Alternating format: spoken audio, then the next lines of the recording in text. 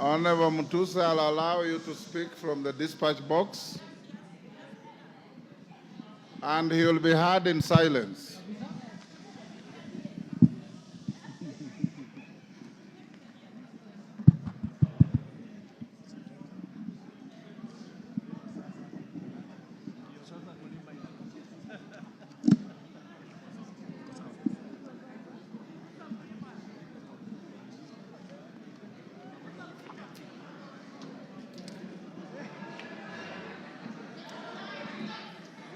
Thank you.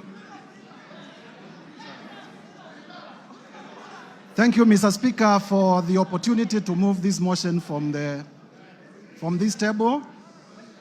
Mr. Speaker, this is an historical moment, and therefore, with your permission and honorable members, Mr. Speaker, allow me to proceed to give notice of the following motion. Mr. Speaker, sir, honorable members, I beg to give notice of the following special motion as follows. Mr. Speaker, pursuant to the provisions of Article 150, Sub-Article 1B and Sub-Article 2 of the same, read together with Article 145 of the Constitution of Kenya that we passed in 2010, and as read together with our standing orders number 64 and 65 of the standing orders of the National Assembly, the Assembly of the Republic of Kenya. This Honorable House resolves to remove from office, by way of impeachment, His Excellency Rigathi Gachagua, EGH, the current Deputy President of the Republic of Kenya. Mr. Speaker, sir, and honorable members, this special motion was lodged with the Clerk of the National Assembly on the 27th September 2024 and contains 11 grounds for impeachment. Mr. Speaker, in compliance with the law, as stated earlier, the grounds are concise, precise, are particularized in the motion, and this is a motion, and are supported by cogent, convincing, persuasive, evidentiary material in the nature of documents, affidavits, and electronic evidence. Mr. Speaker, I will also be presenting live witnesses, viva voce evidence, who will testify to corroborate the evidence that we have adduced in support of the grounds of impeachment. Mr. Speaker, honorable members, in the interest of the time allocated, I am not able to go clause by clause, sentence by sentence, paragraph by paragraph, because as you notice, the grounds themselves constitute about 42 pages, and with the rest of the material, we have about nearly 100 pages. And therefore, Mr. Speaker, with your guidance, allow me to summarize the 11 grounds as follows. Generally, Mr. Speaker, as members will realize, the particulars of these grounds are that His Excellency Rigathi Gachagua has engaged himself in acts of omission and commission that constitute offenses under our Constitution, offenses under international law, and offenses under our own statutes.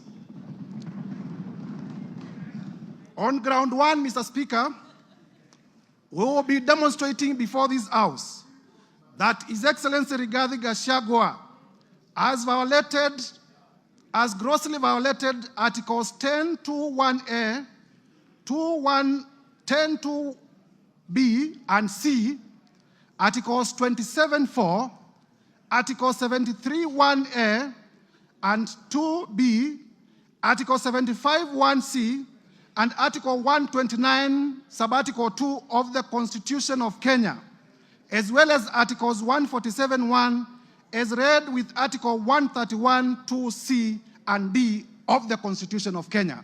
And when the time comes, Mr. Speaker, I will be laying detail, article by article, to show the violations.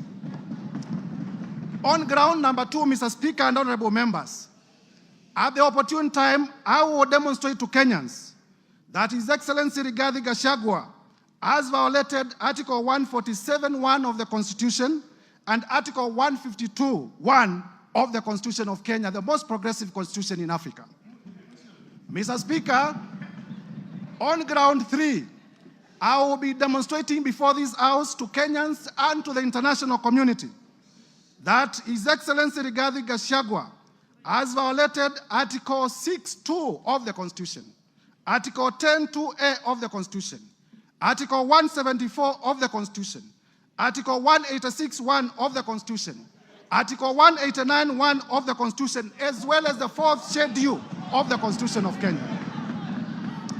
Mr. Speaker, this is the Constitution of the Republic of Kenya. It is not a mere document. It speaks to the soul of this nation. Under ground 4, Mr. Speaker, I will demonstrate that His Excellency Rigathi Gachagua has violated Article 161 of the Constitution of Kenya. I will further demonstrate under ground 5 that His Excellency Rigathi Gachagua, the Deputy President, the current Deputy President of the Republic of Kenya, has grossly violated Article 3(1) as read together with Article 148(5)(a) of the Constitution. Under ground 6, Mr. Speaker and honorable members, I will demonstrate that the Honorable Rigathi Gachagua has committed crimes under Section 13(1)(a) and 62 of the National Cohesion and Integration Act, the act that speaks to our nationhood, the act that speaks to our multi-ethnicity, the act that speaks to our society remaining together as a cohesive society. And I will demonstrate with videos, I will demonstrate with affidavits, I will demonstrate with documents that the man holding the office of the Deputy President has violated the same law that he swore to protect in his own oath of office. Under ground 7, Mr. Speaker, I will demonstrate before this House that His Excellency Rigathi Gachagua has committed crimes under Sections 45(1), Section 46, Section 47(a)(3), Section 48(1) of the Anti-Corruption and Economic Crimes Act. Anti-Corruption, Mr. Speaker, honorable members, Anti-Corruption and Economic Crimes Act, by using his office to unjustly enrich himself, by using his office to acquire within 2 months properties well beyond 55.2 billion. And Mr. Speaker, I will demonstrate before this House that during the presidential debate, if I may be listened to, Mr. Speaker, that during the presidential debate, His Excellency Rigathi Gachagua did declare that he was worth 800 million. We are aware that he's paid slightly over 1 billion, meaning that for the last 2 years, the much he could have accumulated justly is about 24 million. But I will demonstrate before Kenyans that he has properties to himself, the ones that I was able to get in my time of research, worth 5.2 billion Kenya shillings. This is what we call unexplained assets, and we must slay the dragon of corruption from the highest office. Mr. Speaker, under the same ground, I will also be demonstrating, this is ground number 7, that His Excellency Rigathi Gachagua has violated Sections 2, 3, 4, and 7 of the Proceeds of Crime and Money Laundering Act. Mr. Speaker, you are aware that the Proceeds of Crime and Money Laundering Act is one of those laws pursuant to Section 2 of the Constitution of Kenya that we domesticated because of our international obligations about money laundering. And therefore, by proving the same, I will also be demonstrating before Kenyans that His Excellency Rigathi Gachagua has committed international crimes. Under ground 8, Mr. Speaker, I will demonstrate that the Deputy President of the Republic of Kenya has committed crimes under Section 132 of the Penal Code and Section 29 of the Leadership and Integrity Act. And honorable members will realize that the Leadership and Integrity Act is the law that was enacted by this parliament, none other than this parliament, to give effect to Chapter 6 on leadership and integrity of the Constitution. Under ground 9, I will be able to show, and Mr. Speaker, when we get to this ground, the ground of gross misconduct, I will be able to speak to the House in a very clear manner as to what constitutes gross misconduct as interpreted by our own courts.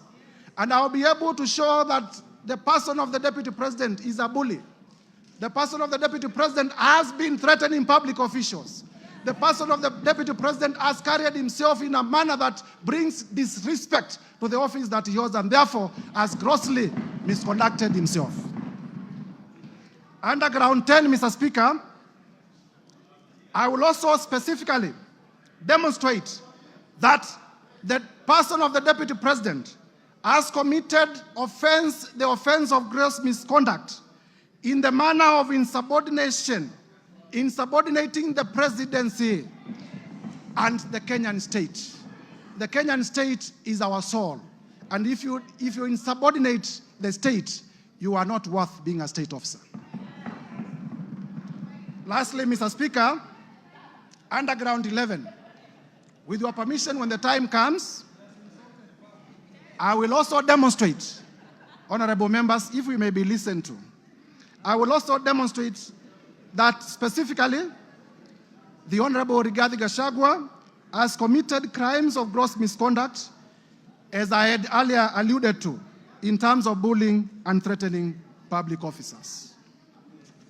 Mr. Speaker, in compliance with the provisions of Articles 145(1) of the Constitution, as read together with the National Assembly Standing Order number 65, honorable members, if you may listen, this is important.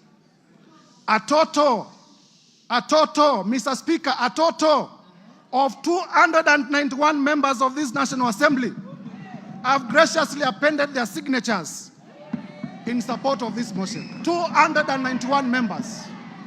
Mr. Speaker, it will be remembered, Mr. Speaker, it will be remembered that at this stage of moving the motion, the requirement of the law is that the motion should be supported by 1/3, translating to about 117 members. However, Mr. Speaker, we have 291. I therefore wish to thank my colleague members of Parliament for supporting this motion to over 83%, way beyond the required threshold of 2/3, which is 67%, that is required at the next stage of voting for this motion. So, Mr. Speaker,